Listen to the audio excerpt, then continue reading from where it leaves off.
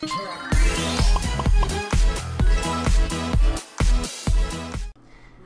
fellow unicorns, welcome to a new video. My name is Mina and today I will be coloring Vampire Hunter D with Copics. But before we begin, make sure to subscribe to my channel and click the little bell button if you'd like to be notified every time I upload a new video. YouTube recently announced that there will be a new app where you guys will be able to finally actually get notified every time I upload, so yay to that, since so far the bell button actually didn't work for a big majority of people.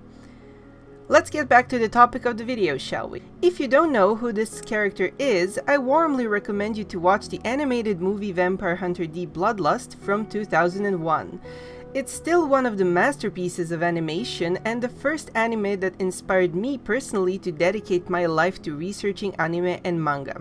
I was in high school and this was definitely one of the animes that made me want to dedicate my entire career to this art style. I even prefer the dubbed version since the voice actors did an amazing job at it. It's a horror action sci-fi story based on the series of novels by Japanese author Hideyuki Kikuchi. D was originally designed by Yoshitaka Amano, the guy behind the design of Final Fantasy games. There is only a few anime characters that define my personal aesthetics and are so beautiful it hurts me physically, and one of them is definitely Vampire Hunter D. A quick side note, this month on my Patreon page there will be a lesson on leather, latex and draperies, just like you will see in this video. Rules behind the flowing capes, shiny leather clothes and useful tips about it. So if you want to support me, please check out Mystic Arts on Patreon. This line art will also be a perk for this month on Patreon for people to download and color in any way they like in full HD quality. I use Copic Markers here since I intentionally did most of the shading in my line art already. I wanted to leave the blade pure white intentionally to give it a minimalistic look overall, but also because this sword glows in many scenes. Since his skin is so pale, I had trouble deciding on the colors for it, and it was a challenge how to add colors if all the character wears is only black. So I had to combine three or four shades of gray and warm gray on his skin, as well as bright green and blue background, and a warm color, which was red, in the front to make a colorful look, without making it too outside of the horror topic. It's kind of a useful trick. You can't go wrong with combinations of green and red, or as the movie posters recently showed us, orange and teal. It's very tricky to make an art piece like this without lots of preparation, so if you want to learn all the tricks I used in preparing this art piece, including setting it up and planning colors, check out my video on 10 tips to improve your art, where I talk about watercolors, but basically all the rules are the same, and watercolors are more affordable than markers anyway. If you guys have any questions, suggestions, or are interested into part of this drawing that I haven't covered in this video, please make sure to comment down below and ask me directly. I am always replying to any types of questions, so make sure to leave a comment down below, like this video, and enjoy the rest of the art piece.